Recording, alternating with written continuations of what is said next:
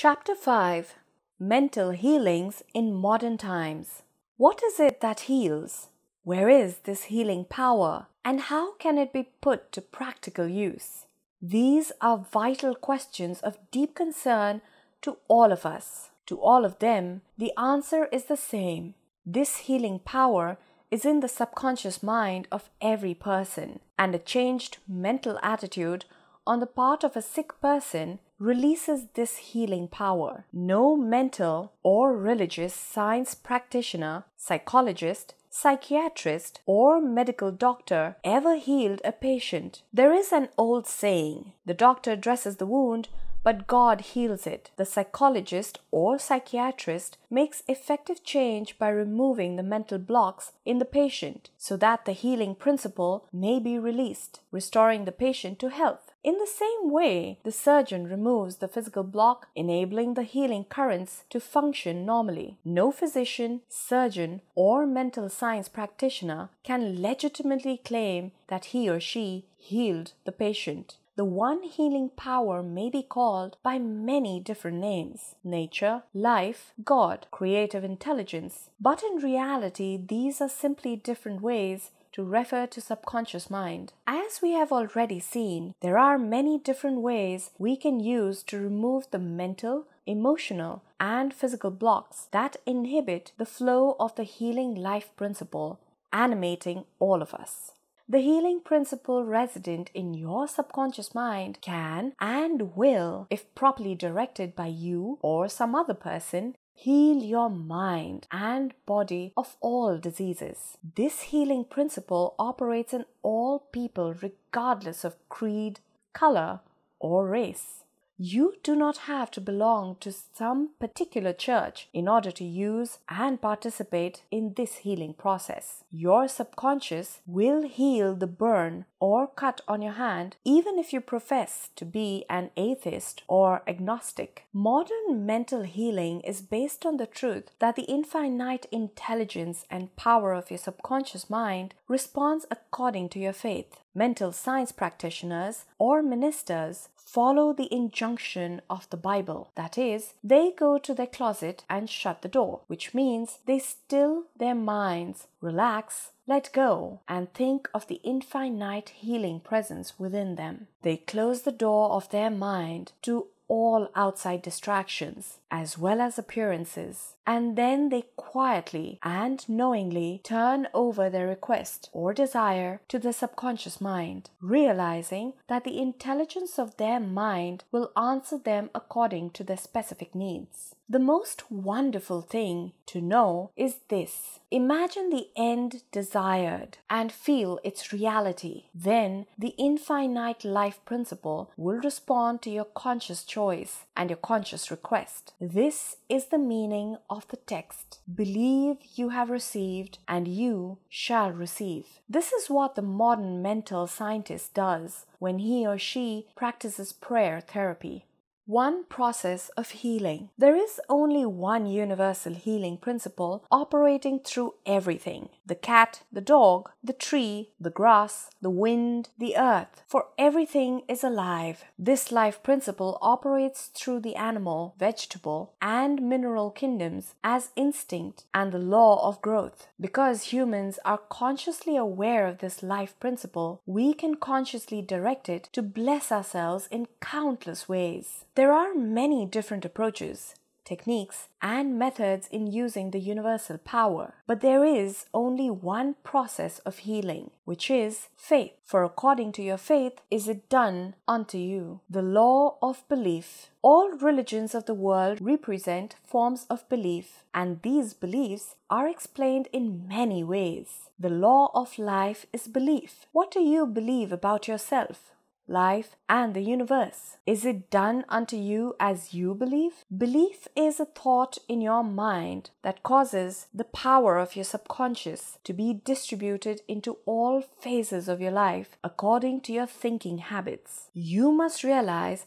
that when the Bible speaks of belief, it is not talking about your belief in some ritual, ceremony, form, institution, or formula. It is talking about belief itself. The belief of your mind is simply the thought of your mind.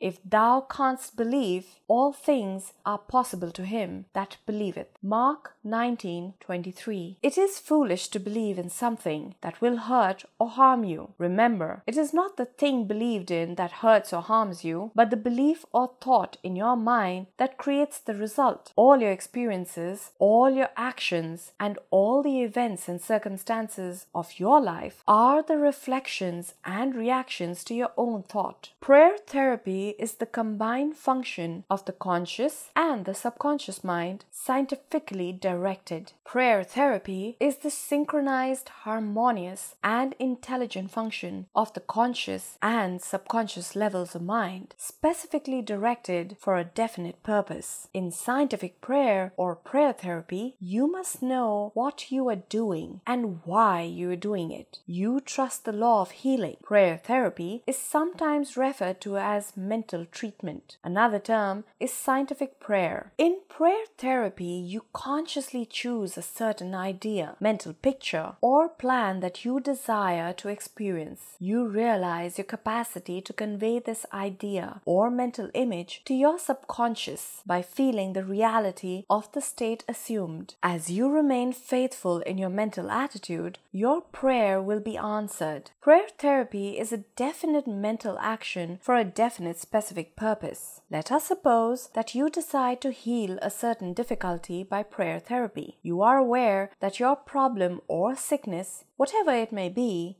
must be caused by negative thoughts charged with fear and lodged in your subconscious mind. You realize that if you can succeed in cleansing your mind of these thoughts, you will get a healing. You therefore turn to the healing power within your subconscious mind.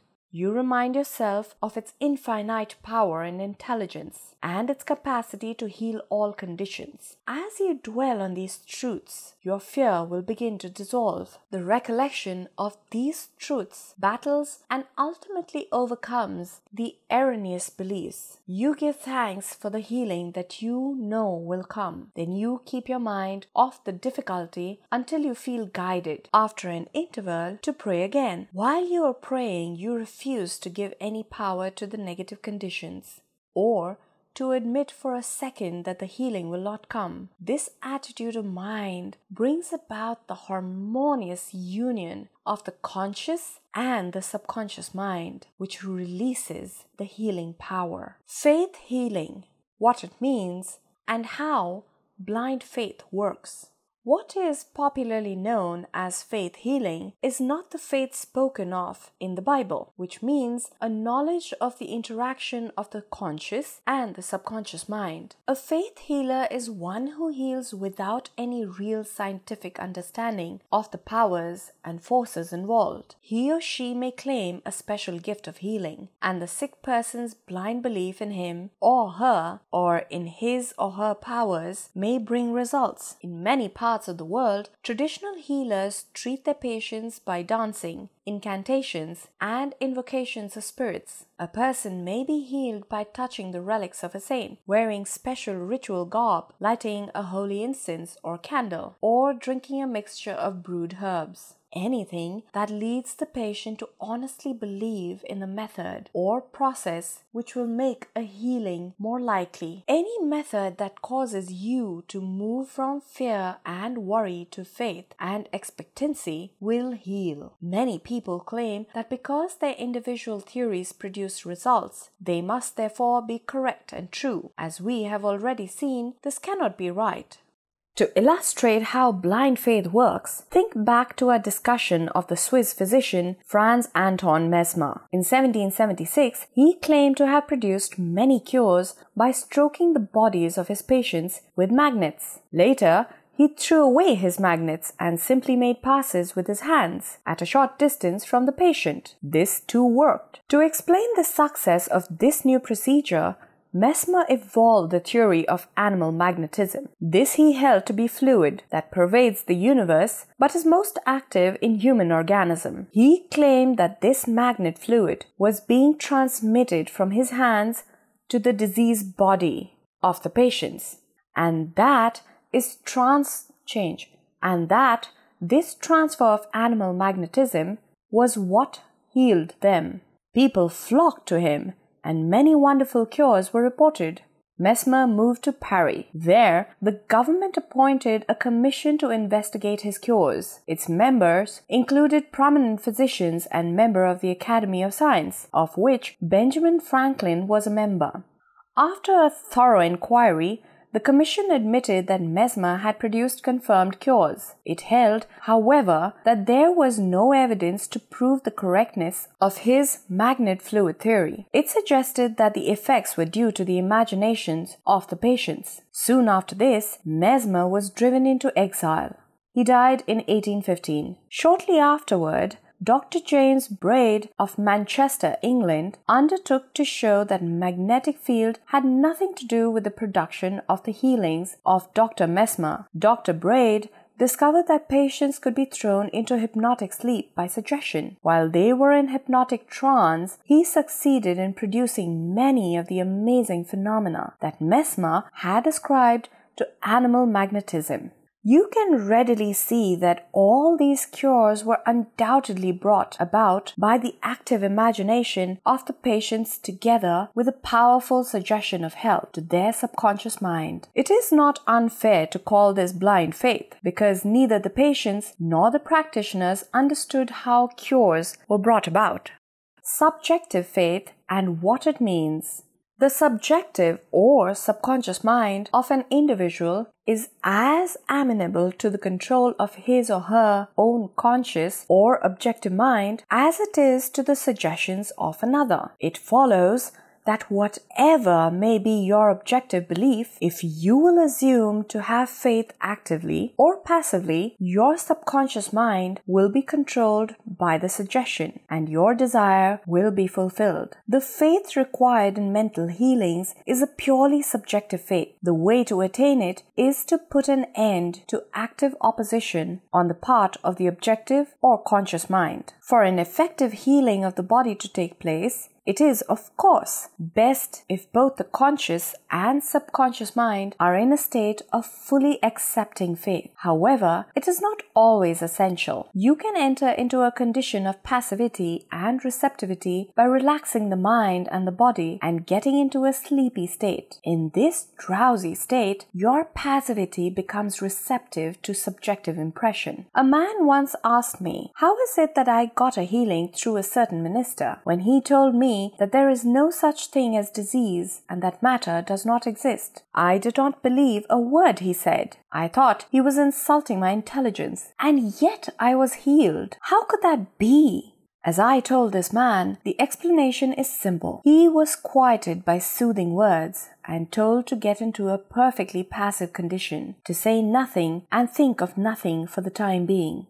The minister also became passive. He affirmed quietly, peacefully, and constantly for about half an hour that this man would have perfect health, peace, harmony, and wholeness. At the end of the half an hour, the man felt immense relief and was restored to health. It is easy to see that his subjective faith had been made manifest by his passivity under treatment, and the suggestions of perfect healthfulness by the minister were conveyed to his subconscious mind. The two subjective minds were then in a rapport. If the man had allowed his doubts about the healer's power and the correctness of his theory to surface, these would have acted as antagonistic autosuggestions. The minister's suggestions would have been seriously handicapped or even totally frustrated. In this sleepy, drowsy state, however, the resistance of the conscious mind was reduced to a minimum. The subconscious mind of the patient was receptive to the minister's suggestions. It performed its functions in harmony with those suggestions, and a healing followed. The meaning of absent treatment. Suppose, while living in Los Angeles, you learned that your mother in New York City was seriously ill.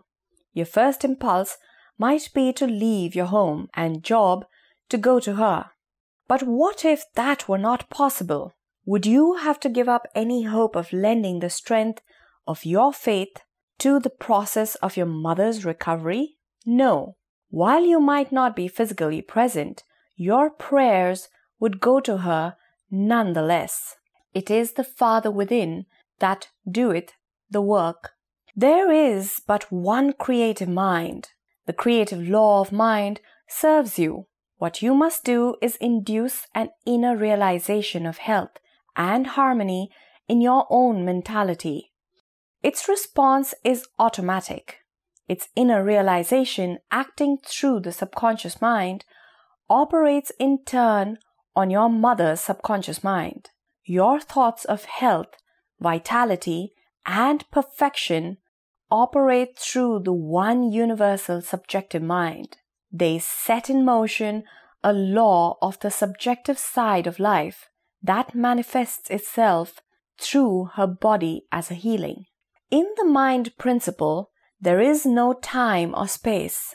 The same mind operates through your mother and through you, no matter where you may be. In reality, there is no absent treatment as opposed to present treatment. For the universal mind is omnipresent. You do not try to send out thoughts or hold a thought. Your treatment is a conscious movement of thought. As you become conscious of the qualities of health, well-being, and relaxation, these qualities will be resurgent in the experience of your mother. Results will follow. Here is an actual example of what is misleadingly called absent treatment. A woman in Los Angeles learned that her mother in New York had suffered a coronary thrombosis. She could not go to her mother's side, but she prayed as follows: "The healing presence is right where my mother is. Her bodily condition is but a reflection of her thought life. Like shadows cast on the screen, I know that in order to change the images on the screen, I must change what they reflect. I now project in my mind the image of wholeness, harmony, and perfect health for my mother. The infinite healing presence that created my mother's body and all her organs is now saturating every atom of her being, and a river of peace flows through every cell of her body. The doctors are divinely guided and directed, and whoever touches my mother is guided to do the right thing. I know that disease has no ultimate reality. If it had, no one could be healed. I now align myself with the infinite principle of love and life. I know and decree that harmony, health, and peace are now being expressed in my mother's body."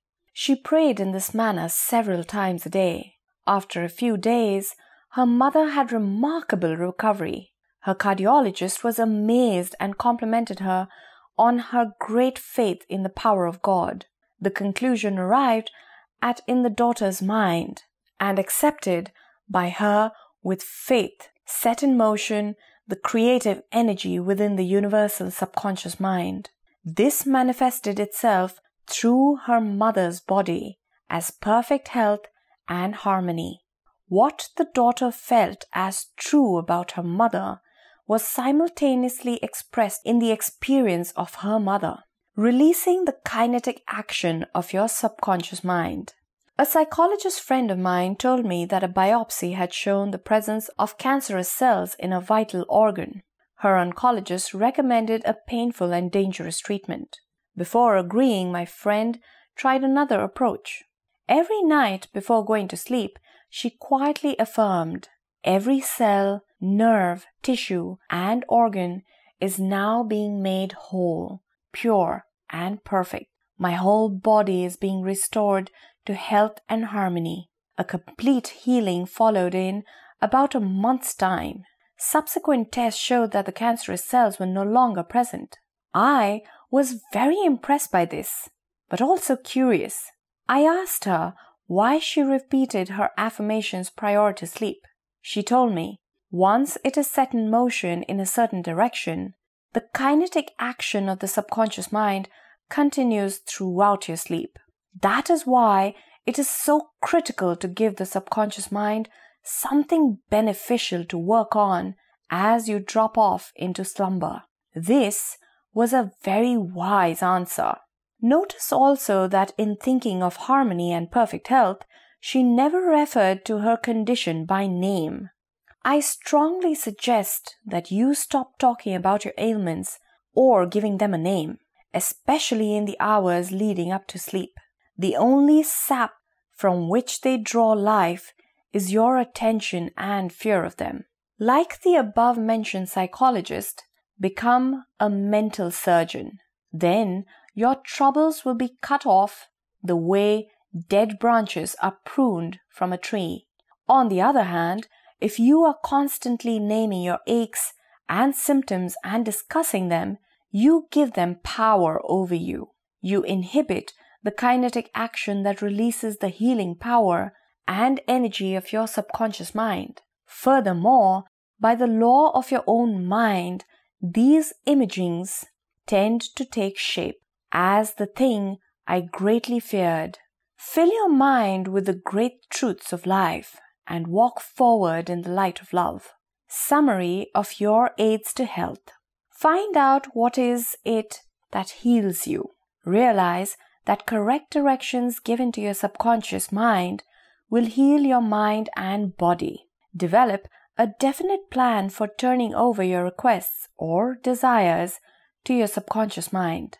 Imagine the end desired and feel its reality. Follow it through and you will get definite results. Decide what belief is. Know that belief is a thought in your mind and that what you think, you create. It is foolish to believe in sickness or in anything that will hurt or harm you. Believe in perfect health, prosperity, peace, wealth, and divine guidance. Great and noble thoughts upon which you habitually dwell become great acts. Apply the power of prayer therapy in your life. Choose a certain plan, idea, or mental picture. Unite mentally and emotionally with that idea. As you remain faithful to your mental attitude, your prayer will be answered.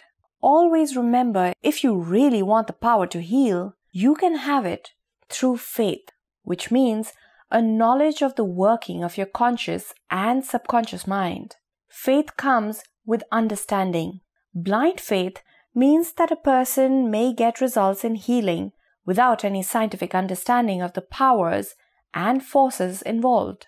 Learn to pray for your loved ones who may be ill. Quiet your mind. Your thoughts of health, vitality, and perfection operating through the one universal subjective mind will be felt and made manifest in the minds of your loved ones.